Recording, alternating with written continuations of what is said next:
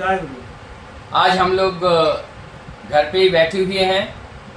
आज हमारे ये अंकल जी है, नाम है श्रद्धेय श्री शानंद हाजरा।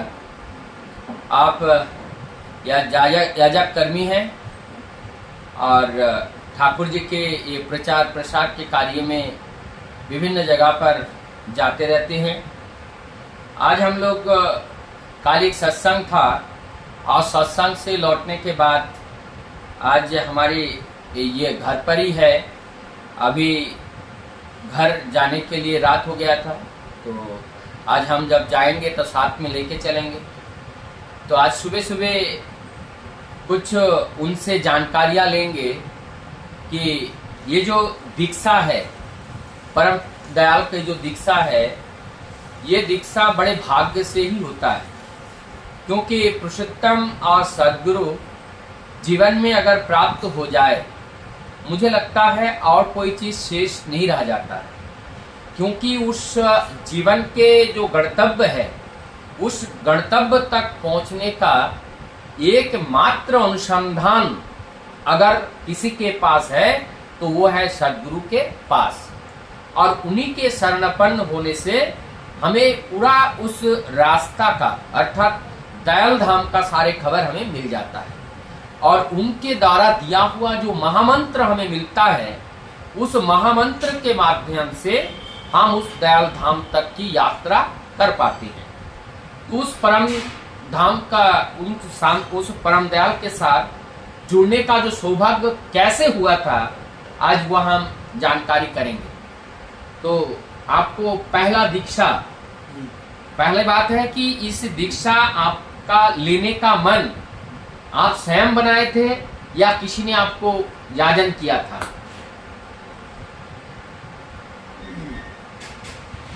हम तो जानते हैं दीक्षा लेना चाहिए, अगर जानते हैं फिर भी मैं जब 64 में आए हैं हस्तिनापुर, तो मानागाम से हस्तिनापुर आए, तो वहाँ आके एक साल बाद जो है हमारी मिनिस्ट्री श्री नरेंद्र विश्वास से और सुरेंद्र सिंह दादा वो वहाँ गए थे हस्तिनापुर। तो वहाँ जाके जैसे जा रहे हैं, कई जगह जाते हैं, जैसे जानवर का नाम घर जाते हैं, वहाँ आए हैं दोनों आदमी आके एक दिन कह रहे हैं कि सनम आप दीक्षा ले लीजिए। और दीक्षा हम तो ले लिया, दीक्षा ले लिया नहीं, मतलब हम तो वारागंती के मत है। पहले से आप दीक्षित है? पहले दीक्षित नहीं है, मथुआ संप्रदाय में पहले से आप दीक्षित थे? दीक्षित मतलब तो दीक्षा तो नहीं होते वहाँ, वो था वो जो सब अनुयायी थे। हाँ, तो नहीं, भगवान जो है ईश्वर के नाम लेना चाहिए, भगवान के नाम लेना चाहिए, सद्गुरु का। सद्गुरु तो क्या होगा नाम लेने से? कहते ब्राह्मण बना गए, डायरेक्ट ब्राह्मण बना गए, मतलब द्विज बन जाओगे। द्विज बन जाओगे। तो हमें क्या करना पड़ेगा? कहते कि जी आप नाम ले लीजिए, तो फिर आप करके देखिए, और सुबह शाम जो है प्रार्थना करना है, इष्टविधि करना है, ये भूलना नहीं करूँ। ब्राह्मण तो बनना पड़ेगा, तो अच्छा काम है, ठीक है यार, तो समय दीक्षा। तो इस दीक्षा लेने के बाद आपके जीवन में उतार चढ़ाव आया, बहुत सारे उतार चढ़ाव आया, और ये मुझे लगता है प्रत्येक व्यक्ति के जीवन में ये उतार चढ़ाव आता रहता है। तो आपने इस उतार चढ़ाव के बीच ठाकुर जी को पकड़ करके आप अपने जीवन में क्या एहसास किया, आपकी क्या अनुभूति है, आपको कैसा लगा, कितना अच्छा लगा या आपको खराब लगा? ठाकुर जी को ग्रहण करने के बाद से इस युद्ध को आपने कैसे लड़ा? वो भी है, यात्रा बाकी है। तो मैं तो मुतुआ था, मैं तो गली था, तो हम जब हमारी ट्रांसफर होकर हमने हस्तिनापुर से रामनगर आए। तो रामनगर आने के बाद जो है ना वहाँ से हमारी जमीन जो है ठाकुर ठाकुर में बह गए, सब कट गए। अच्छा कट गए। अब क्या करूँ, पाँच से सात आठ आदमी हो गए, ज़्यादा परिवार तो हमारे परिवार में 7-8 लोग। 7-8 लोग। अब कैसे खाए, क्या करे? क्या करे? अभी सोचा कि शाखा की व्यवस्था करें। शंख, जो बंगाली लोग हाथ में जो चूड़ी की तरह, जो सफेद चूड़ी की तरह जो पहनते हैं, और वो एक सदवा की निशानी है, और उसी की बिजनेस करने के लिए बाद में सोचे। तो फिर वहाँ से हमने वो शाखा बिजनेस करी यार, मुझे उसका जो है नाम भी करते हैं, उसका प्रणाम करते, ठाकुर जी का गीता भी पढ़ते हैं, और स्वतंत्र भी पढ़ते। अभी भी हमारे पास स्वतंत्र वो सब रहे थे। तो एक दिन गीता हमें पढ़ रहे हैं, तो दिन को कह रहे हैं कि मैं पूर्व था और अभी है और बाद में रहेंगे। मतलब ये अविनश्वर सत्ता है, इसका कभी नाश नहीं होता। ये सनातन और सात्वत है, सात्वत है। भगवान तो है, जब है तो ये सोचते हैं और नाम भी करते हैं, प्रार्थना विनती भी करते हैं, स्तुति भी करते हैं। तो वहाँ से हम शाखा बेचते राजा कॉलोनी आए, शिवूजा के पास। उस समय कुछ हमको वो था आगे हमने जब बताया कि दादा जय गुरु देखिए खूब हमें आदर कर रहे थे। उसमें सिगरेट, वो जो शिव प्रसाद बैरागीदा जो ऋतिक थे राजा कॉलोनी के। अच्छा, उससे पहले आपको कोई परिचित नहीं थे उनसे ना? तो हमने आके कहा बैठने दिया, पहले बैठिए। तो कह रहे कि दुकान है, देखिए बैठते हैं वहाँ में, तो साढ़े बात काम करता है। तो हमें कह रहे दादा उसमें है, बताइए। मैंने आपने प्रश्न किया। तो कह रहे हैं कि बताइए। हमने हमने गीता में सुना देखा है कि प्रभु ठाकुर जी भगवान जो है वो है, रहते कहाँ है भगवान, हम लोग भगवान कहते। तो देखिए, तो सिगरेट दिया, सिगरेट आप पी लिया। तो कह रहे कि दादा एक बात सुनिए हमारी। क्या है? दादा कह रहे कि आप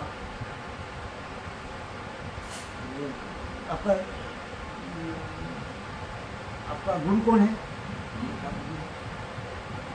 तो ठीक है, तो कह रहे हैं कि आप कहते हैं ना चलते फिरते कदम कदम पे अपना श्वास प्रश्वास में नाम करने का बस करेंगे, और एक महीने बाद हमारे पास आइएगा।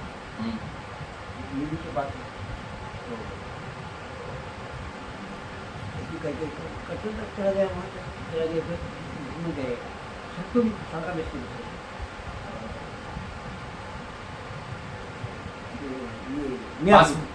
दूसरे डिस्ट्रिक्ट लखीमपुर में गए। तो वहाँ जाके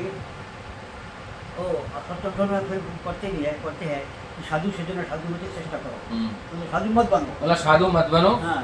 मतलब साधु अपने दिखावा के लिए साधु मत बनो, आप साधु अंदर से साधु बन जाओ। तो हमारे बात सही है। तो ये मन में सब है। तो गए मियाँपुर, तो वहाँ से सादा के व्यवस्था लेके हम खड़ी कर रहे हैं। तो एक माँ जो है बुला रहे हैं, साधु बाबा बुला इधर है, हम शाखा पहनने में। साधु बाबा कह रहे हमें क्या कहने के लिए कह रहे, इसका अभी तक बार बार काट दिया। जब वो पढ़ा है साधु बाबा बनने की कोशिश करो, साधु मत बाल के लिए हमें कह रहे हैं बाल काट दिए। हम देख रहे ठाकुर जी ने बोला इसमें है, सत्संग में है, भगवान कहा है कि भगवान ही गुरु ही भगवान साकार मूर्ति। मतलब गुरु के अंदर ही सब कुछ है, सब कुछ, चाहे वो ब्रह्मा हो, चाहे विष्णु हो, चाहे महेश्वर हो, सब कुछ है। और इसमें आपने एक बात और कही, जो जब आपने भगवान कहाँ है तो उन्होंने कहा कि आप नाम करो तो मिल जाएगा। तो इसीलिए शायद कहते हैं नाम और नामी अभेद है, और नाम करने से ही उनका संग करना होता है। जैसे जैसे हम नाम करेंगे और हम उनको अपने को हम उनके पास पाएंगे, जितना हम नाम करेंगे हम अपने को उनका पास पाएंगे। तो ये जो आपने ठाकुर जी को लिया, उनका नाम ध्यान किया, आपके जीवन में ठाकुर जी को क्या अनुभव हुआ, वो एक कैसा लगा कि वो एक भगवान है, एक जीवंत भगवान है और उनको हम सबको ग्रहण करके चलना चाहिए। वो वर्तमान पुरुषोत्तम के रूप में है, तो सबको ग्रहण करना चाहिए नहीं चाहिए? सबको ग्रहण करना चाहिए, सबको, चाहे वो किसी भी मत पद का क्यों ना हो, और वर्तमान में उन्हें ग्रहण करना अत्यंत आवश्यकता है। क्योंकि जब वर्तमान पुरुष जो आते हैं, वो वर्तमान पुरुष वर्तमान के जो परिस्थिति है उस परिस्थिति के हिसाब से वो अपना पर्ची बनाते हैं, प्रिस्क्रिप्शन लिखते हैं। डॉक्टर आज हमारी बीमारी को देख करके जो प्रिस्क्रिप्शन लिखेगा, यदि 1 महीने बाद उसी प्रिस्क्रिप्शन से दवाई खा ले तो उस दवाई से वो बीमारी नहीं जाएगी। समय बदलने के साथ साथ बीमारी का स्ट्रेंथ भी बदलता है, दवाई भी बदलता है और परिवेश परिस्थिति भी बदल जाती है। इसीलिए उस वर्तमान परिस्थिति में जो परिस्थिति है उसी परिस्थिति के अनुरूप अगर हम दवाई का सेवन करें तो हमारी रूप निरामय अत्यंत सरलता एवं सुगमता के साथ हो सकता है। तो ये जो हम नाम की बात करते हैं कि सत्य युग में 8 स्तर का नाम है, त्रेता युग में जो 12 स्तर का नाम है, उसके बाद द्वापर युग में 16 स्तर का नाम है और कलयुग में ये 18 स्तर का नाम है। ये सब स्तर क्या है? ये डोज है कि किस युग में कितना डोज, कितना मात्रा देना चाहिए कि हमारे अंदर जो दोष हैं, हमारे अंदर जो दोष है, जो अज्ञानता है, उसको उनको दूर करने के लिए, उसको नाश करने के लिए हमें कितनी मेडिसिन की जरूरत है। अर्थात ये है कि हमारा 1 एकड़ का एक बहुत बड़ा पंडाल है, तो उस पूरे पंडाल के अंदर से अंधकार को दूर करने के लिए एक मोमबत्ती अगर एक कोने में जला दे तो क्या पूरा अंधकार दूर नहीं कर पाएगा? तो पूरा अंधकार को दूर करने के लिए हमें कई सारे कैंडल जलाना पड़ेगा या बड़ा लाइट जलाना पड़ेगा। तो ठीक उसी प्रकार से हमारे अंदर जो अज्ञानता है, जो दोष है, जो पाप है, कलयुग में बोलते हैं कि अगर 4 पद है, 4 पद में 3 पद पाप है और 1 पद जो है वो पुण्य है। तो इसलिए कलयुग में हम लोगों के अंदर हम प्रवृत्ति मुखी होते हैं और हम विषय के प्रति बहुत ज्यादा आसक्त होते हैं और उस विषय से मुक्त करा करके प्रभु के प्रति ले जाने के लिए हमारे ये ज्यादा डोज की मात्रा की जरूरत है। और वो महानाम जो हम लोगों को मिला है वो 18 स्तर का नाम है और इसीलिए कलयुग के में जो नाम हमले परम दयाल के माध्यम से मिला है, इस नाम को यदि हम जपन करें तो हम उस परम दयाल धाम का जो धाम तक हम पहुंच सकते हैं और मानव जीवन का जो पूर्ण आनंद है, उस आनंद की लाभ हम सभी लोग उठा सकते हैं।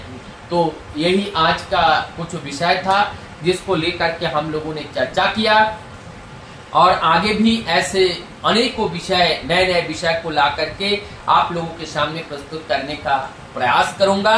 मैं आशा करता हूं आप लोगों को इस तरह की बातें अच्छी लग रहा होगा और लगी होगी और आगे भी इस तरह से प्रयास हम करते रहेंगे। और कुल मिलाकर के हम सबका यही एक मोटो है कि कैसे हम इस परम पिता को लेकर के हम अपने जीवन को सुंदर बना पाए। मूलभूत बातें क्या है? ठाकुर जी ने 4 बातें बोले हैं कि करो करो हाउ पाओ। पहले हमें पकड़ना पड़ेगा, उसके बाद हमें करना पड़ेगा और करने से हम हो उठेंगे और जब हमें हो उठेंगे तभी हमें अपने आप हमें प्राप्ति होगी। प्राप्ति हमें ऐसे नहीं होता है, बिना पकड़े बिना किए, हमें बिना करने से कुछ भी नहीं होता है। ये संसार में जो कुछ भी होता है सब कुछ करने से होता है। तो हम करेंगे और हम बनेंगे और तब जो है उस आनंद का अनुभूति का लाभ भी उठाएंगे। वंदे कृष्ण।